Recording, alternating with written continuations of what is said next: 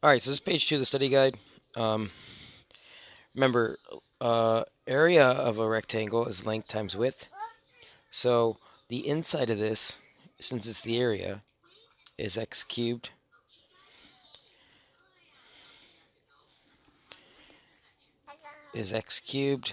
plus x squared minus x plus 15. Now,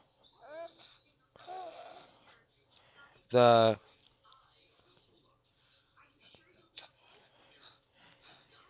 width is going to be x plus 3. So I need to find out the length. To figure that out, you're going to use division. So I think the easiest way to do this would be to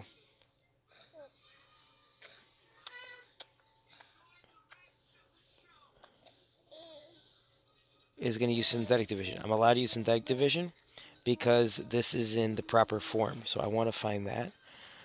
Remember, divisor form says it has to be like 1x plus or minus a number. That's what I have.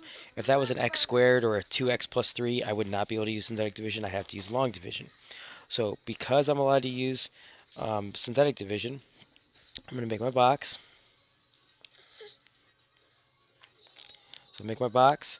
I'm going to do 1, 1, -1, and 15 inside my box. Remember, I'm taking the numbers from there, the coefficients. No letters go in synthetic division.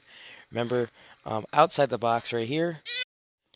So, remember, anybody hanging out their x, so this plus 3 is hanging out their x right here. We don't trust anybody hanging out their x, so it's going to put -3 outside the box. Right? Now, remember, in synthetic division, you drop down the first number, so the 1 drops down. Now I'm going to multiply. So the numbers are outside. So when the numbers are inside, you multiply, or you add. When they're outside, -3 is going to be multiplied times 1. Right? And that's going to give me -3. Now I'm going to add because we're on the inside. So remember, at 1 and -3 on the inside, so you add. So I add that to get -2. Now -3 and -2, they are on the outside, so you multiply to get -6. +6, I'm sorry. Now -1 and +6 are on the inside, so you're going to add. So I add to get 5. Now -3 and 5 are on the outside, so I'm going to multiply to get -15. So this is no remainder. Now remember, whenever we do synthetic division, this is going to be 1 degree less. So this turns into x squared minus 2x plus 5. The key word for this video is going to be Baby Fight Club. For some reason, my babies think that they're going to just be in Baby Fight Club while we're here. Now remember, they don't tell you to do anything more than just find the missing length in terms of x. So this is your answer right here, just the way it is. Nothing else you got to do. All right, number 11. It's really important to see that we have this word given here. With that word given, it tells me that when I use synthetic division that there is going to be no remainder. So if you have a remainder and you see the word given, you did something wrong. The most common mistake is usually somebody forgets to either change this number or not change this number, whether they're supposed to or not supposed to. So remember, I'm going to look at this part right here, and that's going to be the numbers I put inside my box. 1, -10, 19, and 30. Now, this is in 0 form. I notice the word 0. So that tells me that's a hint that it's in 0 form. I also don't see an X with that 5. So when I put 5 outside the box, I do not change the sign because they are not hanging out their X. Now I'm going to use synthetic division. Synthetic division says if the number is inside the box, you add. So you always start with that. So the first thing you do is you drop down that 1. Now you're going to do 1 times 5 because 1 is outside the box. So this 1, this 5 are outside the box. So I'm going to multiply those two together. I'm going to put that number right here. So 1 times 5 is 5. Now I'm going to add because -10 and 5 are inside the box. So together that's going to give me -5. I'm going to multiply 5 times -5 is -25. These numbers are inside the box, so now I add to get -6. 5 times -6 is -30. No remainder, just like I thought. All right. Now remember, synthetic division makes the degree 1 degree less. So if I look here, my degree right here is 3. All right. That means when I put my letters back in, I'm going to start with this one right here. I'm going to make it x squared minus 5x minus 6. Now remember, it's going to be equal to 0 because that's what we're doing to solve it. We're going to find zeros. All right. So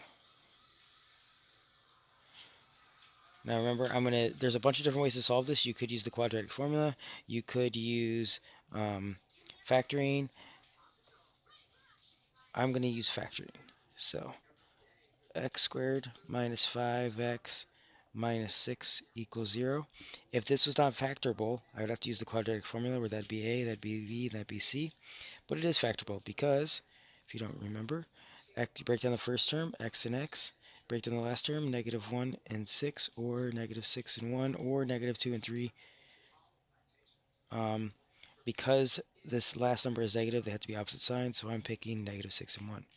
So this can become x minus 6, x plus 1 equals 0. Remember, I set each of those equal to 0, so I say x minus 6. So I'm going to say x minus 6 equals 0, so x equals 6. Then I'm going to say x plus 1 equals 0, so x equals negative 1. So I have 3 zeros. I have my original 0, x equals 5. That comes from my original 0. I have my next 0, x equals 6. That comes from solving. And I have my last 0, x equals negative 1. That also comes from solving. I know that I'm done because remember the degree right here tells me that I'm going to have 3 solutions. Right? So that's it for 11. All right, number 12. Remember, we're just listing all the rational zeros, so that's just the p's and the q's. So remember, 10 is your p, 1 is actually your q.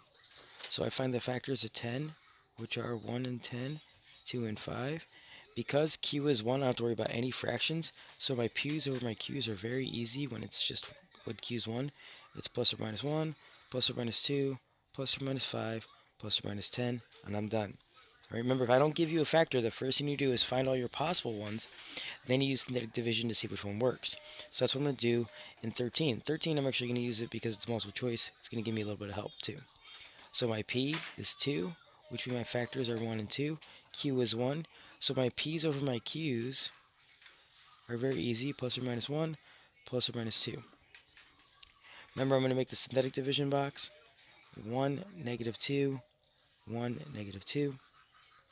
Now, I'm just going to kind of cheat a little bit and look at these answers. I can actually get this answer without doing any work. I know there's going to be 3 answers. Because it says find all the zeros, I can cross off all 3 of those. That one, B only has 1 answer, D has 2, C has 2. Now, if it said find just the real ones, B could be an option. Now, because of that, it also tells me I think 2 is going to work. So I'm going to put 2 outside the box. Drop down the 1. 1 times 2 is 2. I add to get 0. 2 times 0 is 0. I add to get 1. 2 times 1 is 2. I add to get 0. No remainder. No remainder tells me that x equals 2 is an answer. All right. Now remember, I put my x back in. It gets 1 degree less, so it's x squared. There is no x's. Plus 1 equals 0. Remember, if I wanted to use quadratic formula, I could. That's where I would say that this is a, and this is b, and this is c. This is not factorable, so I actually have to solve these independents backwards. Remember, when minus 1 from both sides, I end up with x squared equals negative 1. Now, I have to square root both sides. So the reason I was able to use independents backwards is because there was only one letter. It's much easier than quadratic formula. So if this number right here,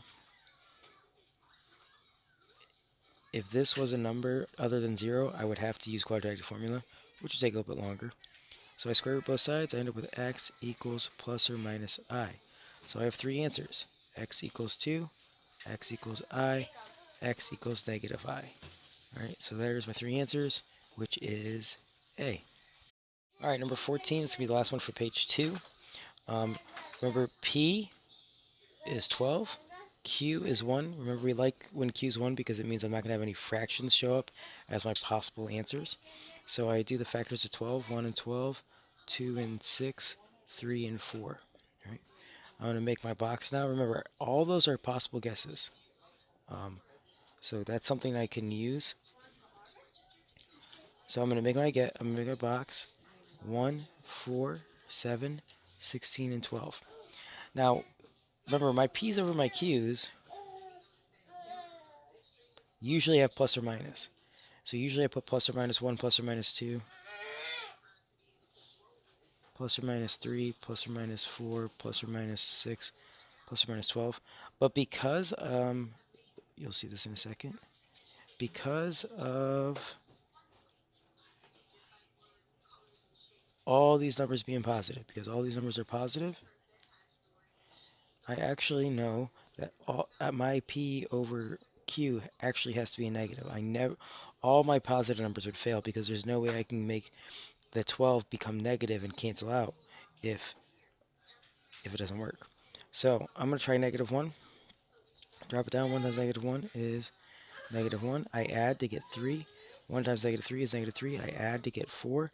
Negative 1 times 4 is negative 4. I add to get 12. 1 times negative 12 is negative 12. No remainder. So my first answer is x equals negative 1. Now I know there's going to be 4 solutions.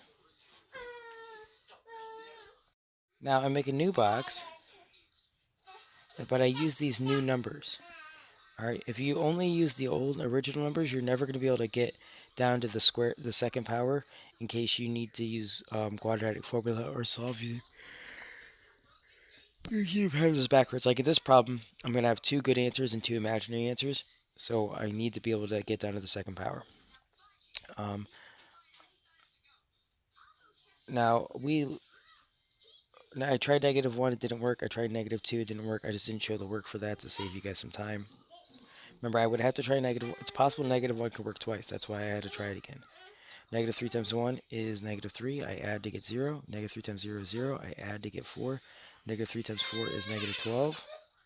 No remainder. So negative 3 is my second answer. Now remember, if this first line right here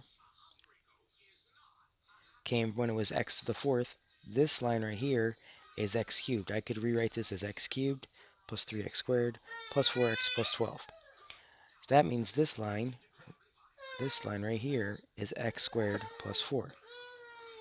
So I'm going to rewrite it as x squared plus 4. Because there is no b, I get to use primitives backwards. So I get x squared equals negative 4. I square both sides. So I subtracted 4 from both sides. I square root both sides. I get x equals plus or minus 2i. So I have 2 more answers. X equals 2i, x equals negative 2i. And that's going to finish post-test study guide page 2.